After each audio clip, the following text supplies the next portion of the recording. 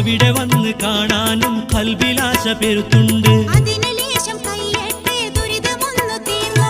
ഇടയ്ക്ക് ഫോൺ വിളിച്ചോട്ടെ, പയക്കമൊന്നു കേട്ടോട്ടെ.